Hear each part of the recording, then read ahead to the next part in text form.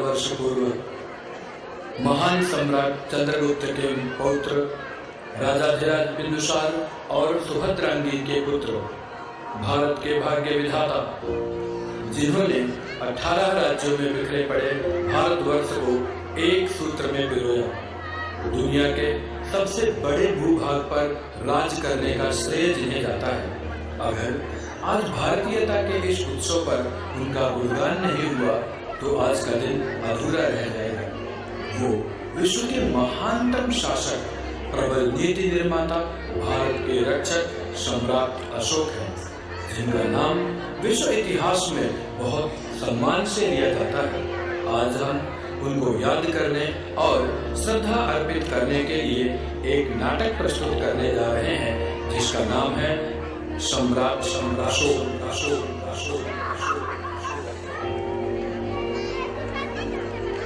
यह कहानी 340 ईसा पूर्व की है।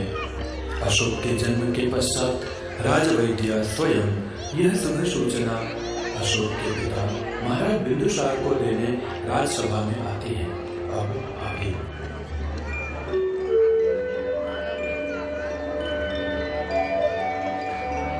देवानां प्रिय महाराज बिंदुसार की जय हो। आपको पुत्र रत्न की प्राप्ति हुई है महाराज। अरे वाह, हम अति प्रसन्न हुए वैद्य महोदय। कोषाध्यक्ष जी महाराज। वैद्य महोदय को 10 सहस्त्र स्वर्ण मुद्राएं प्रदान की जाए। जो आ गया महाराज। आपकी इसी उदारता को देखकर ही तो संपूर्ण विश्व चमत्कृत है महाराज। अरे वैद्य महोदय, कितनी प्रतीक्षा, लाइए भी, हमारे पुत्र को हमारा राज्य और हमारे दरबारी देखना चाहते हैं। परंतु अभी तो आप लग रहे हैं देवानंद प्रिय। ये मेरा पुत्र है, ये मगध का भविष्य है, ये देवानंद प्रिय ध्वजोद्वाहक है, और ये कुरूप और ये काला मस्सा, ये तो अशोक का परिचायक है ना। क्षमा कीजिए महाराज, परंतु ये काला मस्सा तो अशुभ शक्तियों से बचाने का प्रतीक है। ये बालक इस राज्य को सभी अशुभ शक्तियों से बचाएगा। परंतु फिर भी राघव वैद्य महोदय, आप इसे रानी को दे दीजिए और पुत्र उत्सव की तैयारी कीजिए, हम आ जाएंगे। उत्सव की तैयारी हो चुकी है महाराज, बस अब आज्ञा दें। आज्ञा है।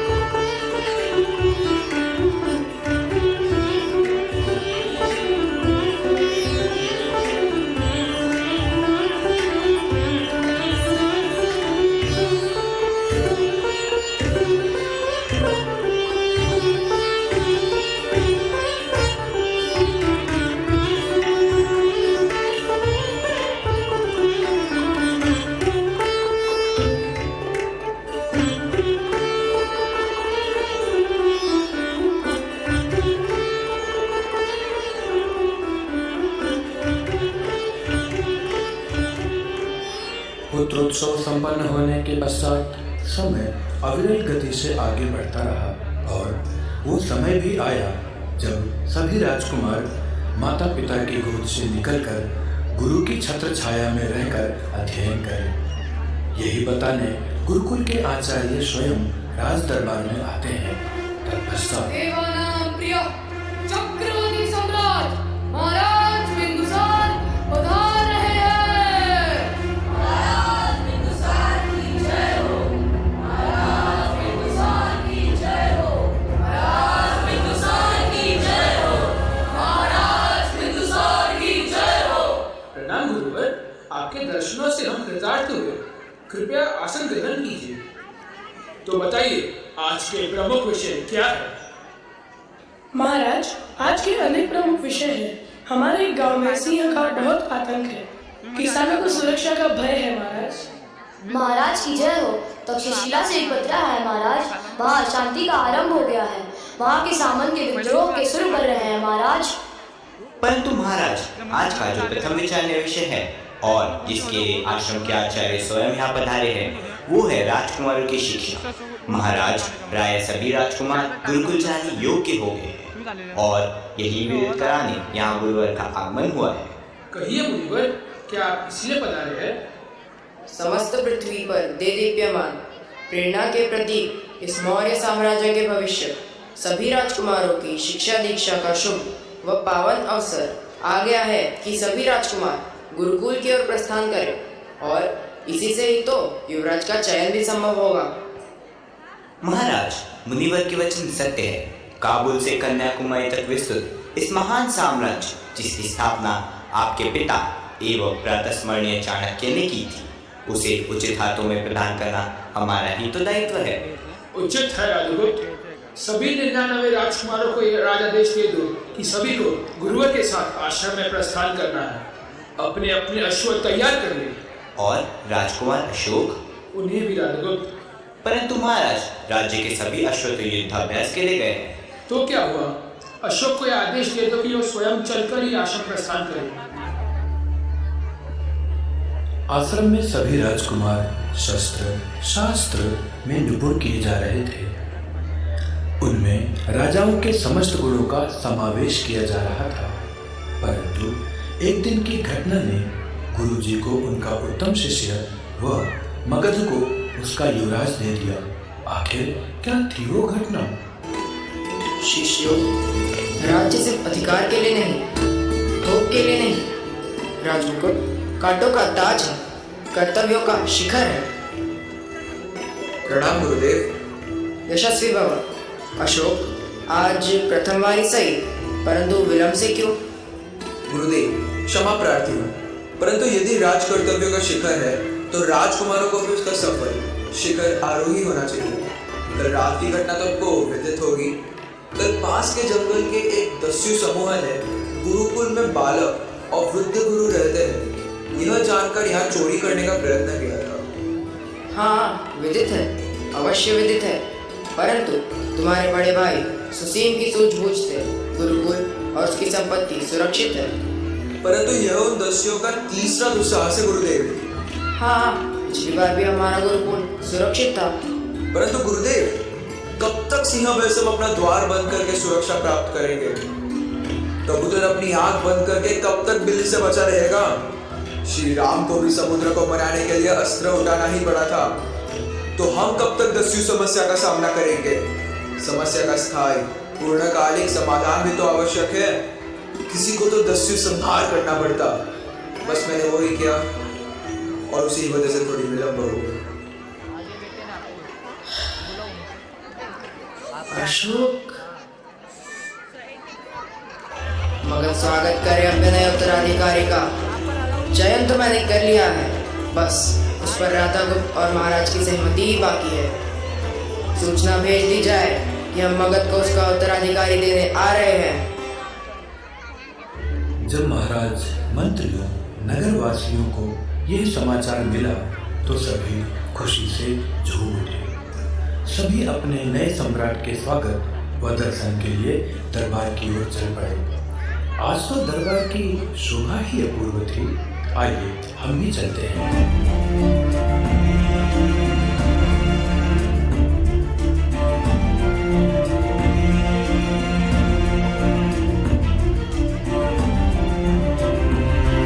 आज मगध हमारी सारी प्रजा, दरबारियों, मंत्रियों और हम सब के लिए बड़ा ही उल्लासपूर्ण व अद्भुत दिवस है, क्योंकि आज हम हमारे उत्तराधिकारी व आपके नए महाराज का चयन करने जा रहे हैं, जिसके लिए अनेक कसौटियां रखी गई थी, जैसे मंत्रियों का सुझाव, गुरुवर का चयन, प्रजा का विश्वास और सबसे महत्वपूर्ण तक्षशिला के विद्रोह को शांत करना। तो अब इंतजार समाप्त हो चुका, क्योंकि गुरुवर सभी राजकुमारों के साथ पधार चुके हैं और राजकुमार सुशीम और राजकुमार अशोक भी आ चुके हैं। प्रणाम गुरुवर, आपका स्वागत है। धन्यवाद महाराज बिंदुसार। मंत्रीवर, आगे की कार्रवाई आरंभ की जाए। जैसा कि सर्वविदित है, आज महाराज बिंदुसार के उत्तराधिकारी और हमारे नए महाराज का चयन होगा। सर्वप्रथम हम महाराज बिंदुसार के विचार जानेंगे। महाराज, आपके विचार बताएं। हमारे विचार से हमारे ज्येष्ठ पुत्र व उद्भट योद्धा सुशीम को राजा बनाना चाहिए। युवराज सुशीम की जय हो। युवराज सुशीम की जय हो। गुरुवर, आप आपके विचार बताएं। उपस्थित महाराज, सभी मंत्रीगण और समस्त प्रजा, आज का दिन बहुत महत्वपूर्ण है, क्योंकि महाराज का चयन कोई सामान्य विषय नहीं है।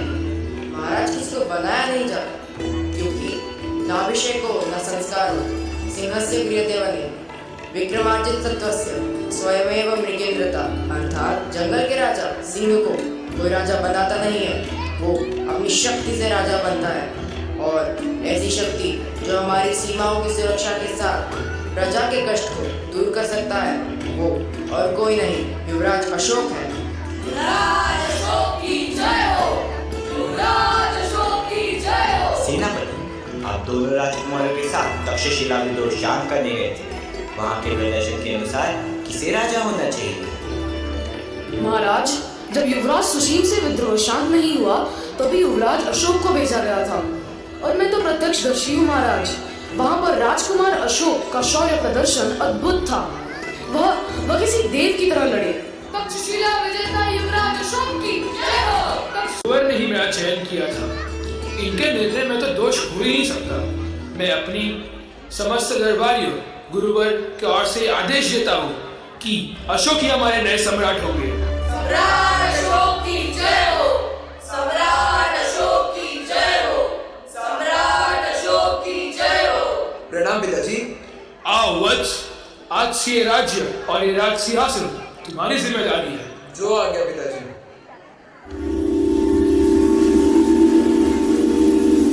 देवानाम प्रिय देवों का प्रिय देवानाम प्रिय देवों सा प्रिय वो कहलाए। शूरवीर बलवान दयामय प्रजापाल रक्षक करुणामय वो कहलाए। मैं अशोक प्रतिज्ञा करता हूँ, आज से मेरे जीवन मगध के लिए होगा।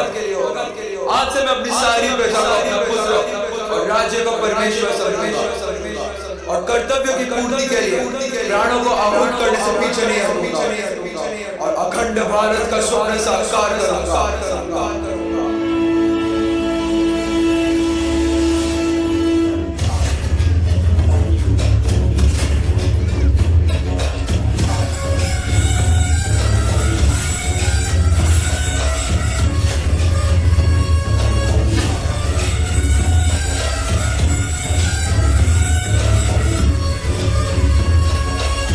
सम्राटों का सम्राट है, सम्राटों में विराट है। उससे पूछो तो वो कहे अपनी मिट्टी का दास है।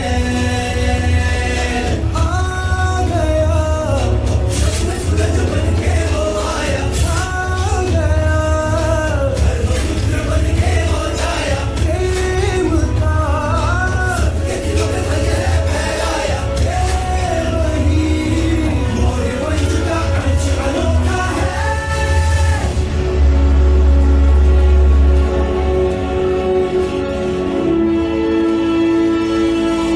अशोका है, अशोका, अशोका है, अशोका, अशोका है, अशोका, अशोका है, अशोका, अशोका है, अशोका, अशोका है, अशोका, अशोका है, अशोका, अशोका है, अशोका।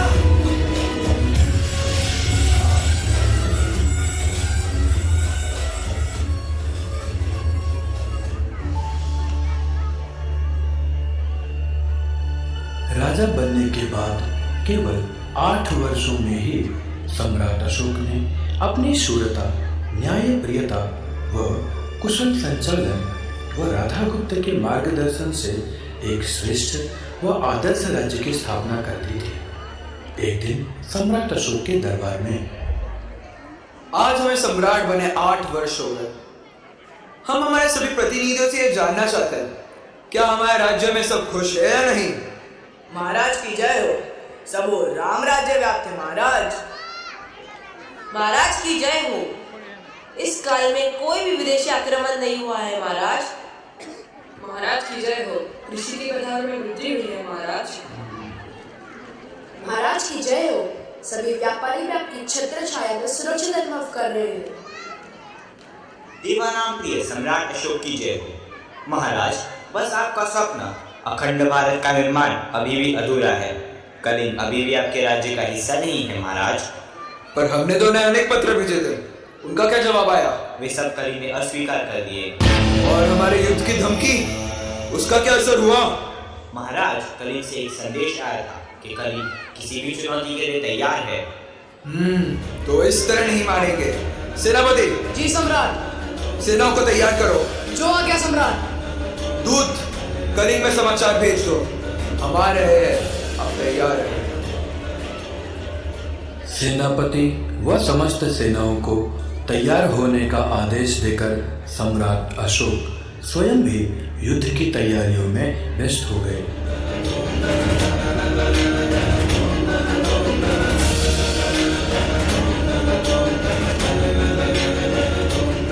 सम्राट अशोक की जय हो। सेनाएं कूच के लिए तैयार है सम्राट। कलिंग की ओर प्रस्थान करने का आदेश दीजिए। जो आ गया सम्राट। सेनाएं कूच की तैयारी करने लगी। युद्ध का शंख बज उठा। कलिंग पहुंचकर दोनों सेनाओं के बीच एक भयंकर युद्ध होता है।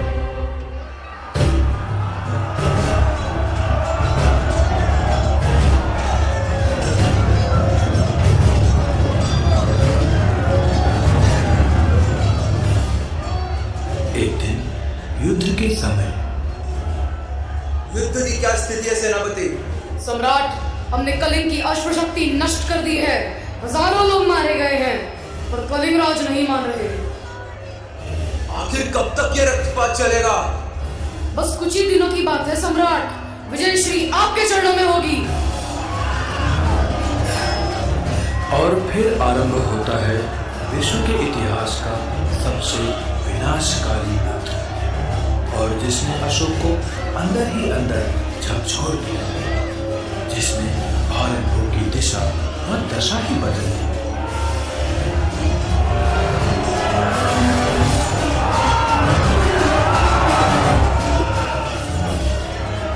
इतने दिन बीत गए, अब क्या समाचार है सेनापति? बस महाराज, विजय करीब ही है। कलिंग के लक्ष्य पर्यंत सैनिक मारे गए हैं और सैकड़ों लापता हैं। अब कलिंग राज कभी भी आत्मसमर्पण कर सकते हैं सम्राट।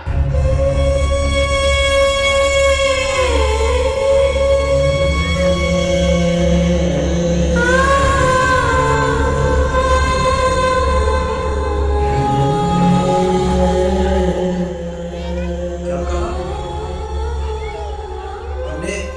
हमने लाखों सैनिकों का संहार कर दिया, अर्थात अनेक स्त्रियों का सुहाग और बच्चों का आधार छीन लिया।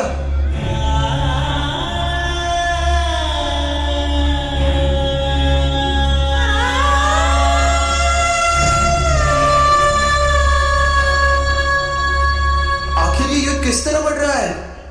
विजय या विनाश? मुझे अकेला छोड़ दो।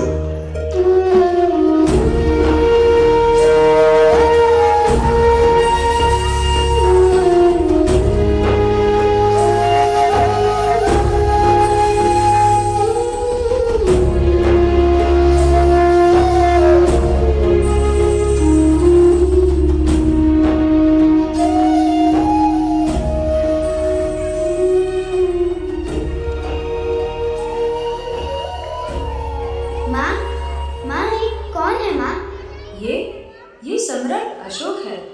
हमारे पिता और इन सभी सैनिकों को इन्होंने ही मारा है। हाँ, इन्होंने ही मारा है। क्या ये मुझे भी मार देंगे? मार दे तो ही अच्छा है, सब तो खत्म कर दिया। नहीं बालक, मैं मैं तुम्हें नहीं मारूंगा। आज के बाद मैं किसी को नहीं मारूंगा। पर आपने हमारे जीने का आधार छीनकर हमें पहले ही मार दिया है।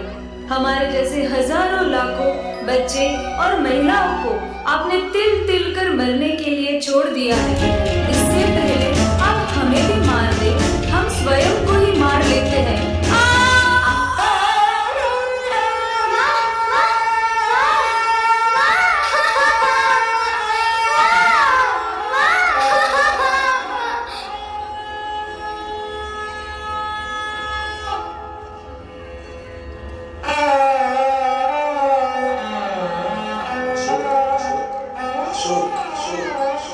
अशोक, तुमने अपनी महत्वाकांक्षा के लिए नरसंहार किया। तुम तो लोगों को बचाने आए थे, शोकों से मुक्त कराने आए थे। रक्त की बहती नदियां, मांस का पहाड़, बिलखती माएं, रोते बच्चे, क्या ऐसा होगा तुम्हारा साम्राज्य?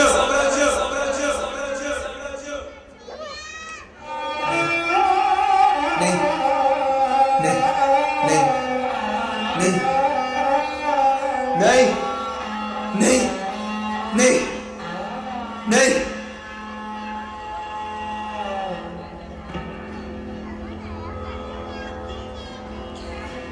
उस दिन से सम्राट अशोक ने तलवार नहीं उठाई और बौद्ध धर्म की शरण में आ गए और बुद्ध की शिक्षाओं को लगभग आधी दुनिया में फैला दिया। अपने पुत्र सभी को अहिंसा के लिए अर्पण कर दिया। सारा धन संपत्ति उस पर लगा दिया। आखिर वो एक भारतीय राजा थे और वो जानते थे धर्म रक्षिता है। उसका उन्होंने पूर्णतः पालन किया। घबराए जब मन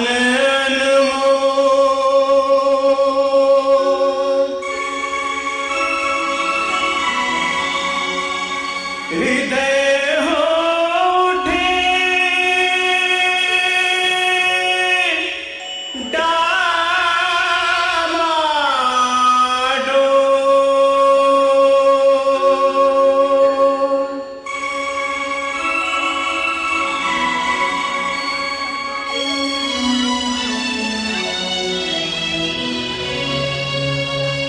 घबराए जब मन अनमोल और हृदय हो डावाडोल, तब मानो तू मुख से बोल बुद्धं शरणं गच्छामि। तब मानो तू मुख से बोल बुद्धं शरणं